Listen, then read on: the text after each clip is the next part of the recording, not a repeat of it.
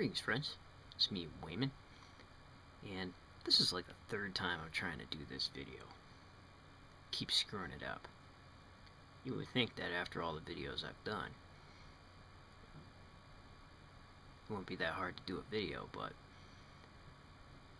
this is kind of like a book review, so I'm just going to have like a little discussion about it, because I think it's a book that you all would love if you're interested in the gay versus Christian debate.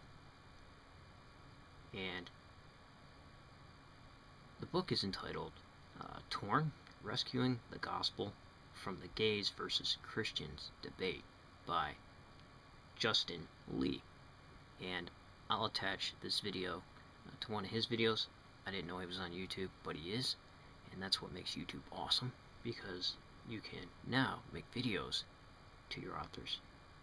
I'm terrible at spelling, and snail mail isn't the way to go. I could probably email them, but then you all wouldn't get to participate in the discussion.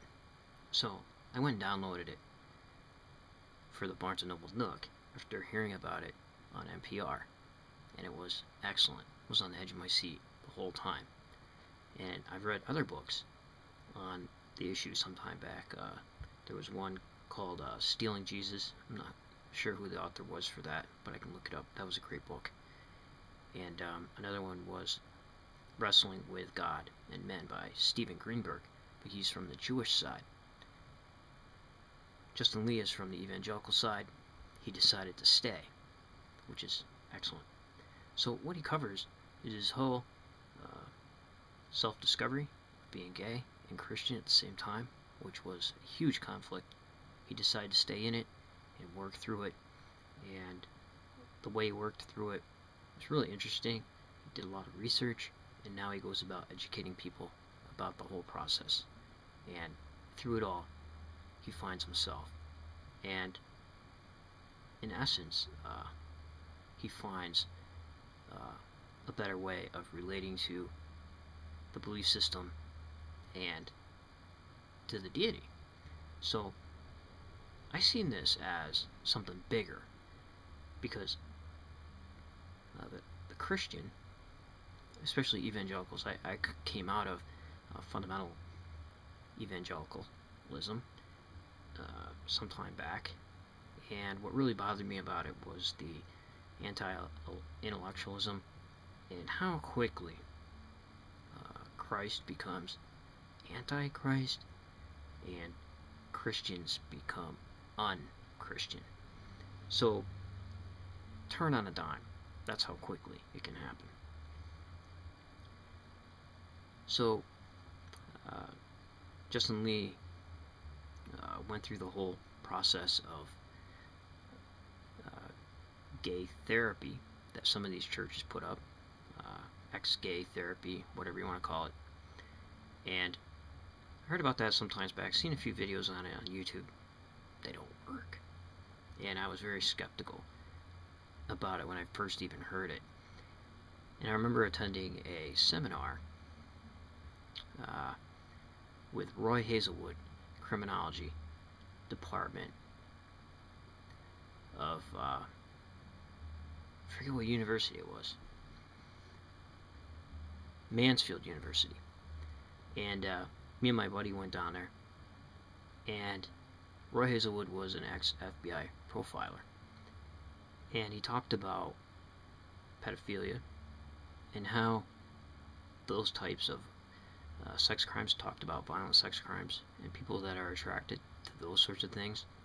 He said that's their sexual orientation. It can be managed, but you're never cured of that. And he said they'll always go back. So this is before I really got into reading about the gay and lesbian, bisexual debate. And so as soon as I heard that, I'm like, oh yeah, ex-gay therapy doesn't work. I don't care what people say. It's a sexual orientation. So what's also interesting is the conversation Justin Lee had in his book about the research that he did on the homosexual verses that evangelicals like to use in the biblical literature, and especially Sodom and Gomorrah, on how the text was more about welcoming strangers and being kind to strangers. And I heard that before, and reading when I was studying Greek religion, especially in the Iliad and the Odyssey, being kind and generous and polite to the stranger was held pretty high in that society. And if you slighted the stranger, the worry was the stranger could be a deity, and you would end up slighting the deity. One time, I remember reading Zeus and Hermes were traveling in disguise. They stopped at this one place, and they slipped human flesh into the soup pot, tried to trick Zeus and Hermes. Zeus knew it and cursed the people and turned them into werewolves, you know. So there's kind of those stories floating around. So I found that very interesting.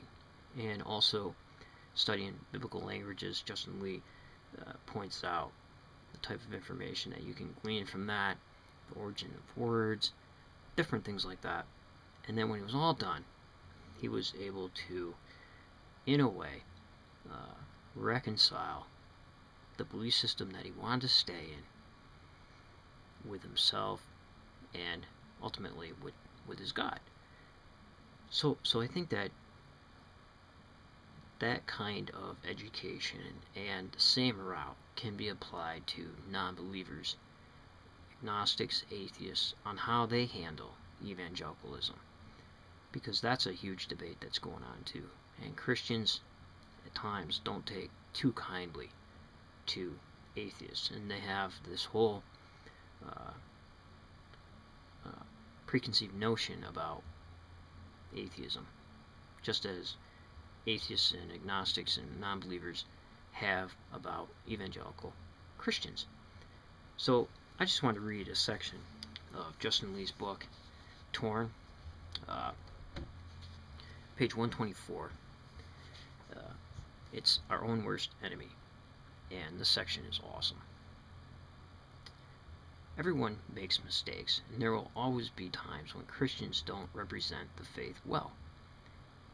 That has been true throughout history, but it only takes one key ingredient to completely ruin the church's reputation: bad yeast.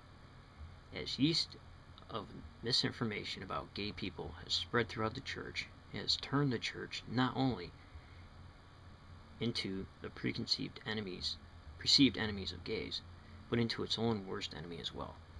Well-intentioned Christians, believing that being gay is a sinful choice or can be easily changed, speak, act accordingly, recommending ex-gay ministries and fighting against cultural acceptance of homosexuality.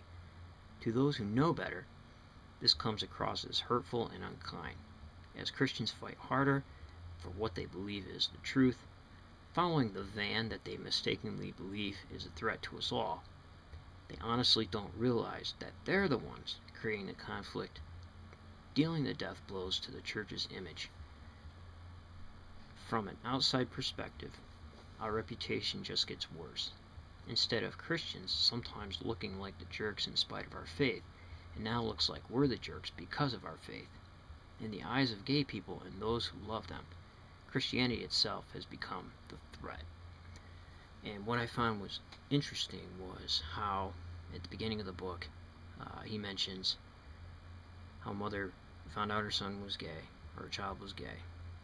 And the thing that she feared most was the response from the congregation that she was with for a long, long time. So the place that she was supposed to feel most secure in now became her enemy, and she couldn't say anything.